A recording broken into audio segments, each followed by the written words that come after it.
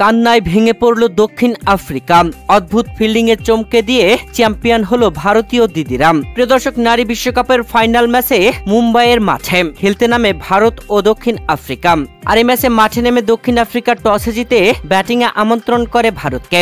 আর ভারত আগে ব্যাটিংয়ে এসে দুর্দান্ত ব্যাটিংয়ে বিশাল রানের টার্গেট দেয়, যেখানে শেফালি বার্মার 87 রানের দারুণ ইনিংস আর শেষ দিকে দীপ্তি শর্মার হাফ সেঞ্চুরিতে ভারত পুরো 50 ওভার খেলে 7 উইকেট হারিয়ে 298 রান সংগ্রহ করে। আর 299 রানের টার্গেটে ব্যাট করতে নেমে দক্ষিণ আফ্রিকার ওপেনিংয়ে নামা লরা ওলবার্টের অসাধারণ সেঞ্চুরি। তবে তার দারুণ সেঞ্চুরিতেও জিততে পারল না, শেষমেশ হেরে কেঁদেই মাঠ ছাড়ল তারা।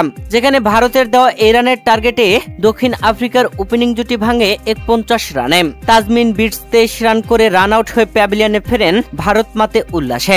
এরপরে অনডাউনে আসা ব্যাটসম্যান গোল্ডেন ডাকে প্যাভিলিয়নে ফেরেন। তারপরে লুজ 25 রানের দারুণ ইনিংস খেলেছিলেন।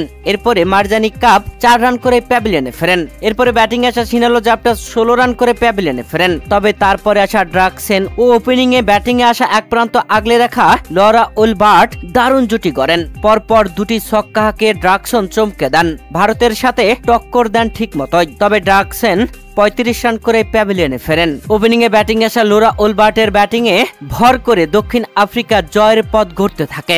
তবে লরা ওলবার্ট সেঞ্চুরি করার পরেই আর টিকে থাকতে পারলেন না মাঠে, যেখানে লরা ওলবার্ট দারুণ ব্যাটিং এ 11টি 4 ও একটি ছক্কায় সেঞ্চুরি হাঁকিয়ে দেন। সেঞ্চুরি করবার পরে আর 1 রান করতেই আমানজত করের দুর্দান্ত ক্যাচে দীপ্তি শর্মার বলে আউট হয়ে যান। যেখানে দলীয় 42তম ওভারের দীপ্তি শর্মার করা প্রথম বলটি সজোরে মারেন লরা ওলবার্ট। ক্যাচ উঠে যায়, ফিল্ডিং এ থাকা আমানজত কর ক্যাচ ধরতে যান। ক্যাচ ধরেন, প্রথমে হাত থেকে বেরিয়ে যায়। এরপরে বুকে লেগে মাটিতে পড়ার আগেই আবারও হাত বাড়িয়ে দেন, হাতে লেগে আবারও ফসকে যায়।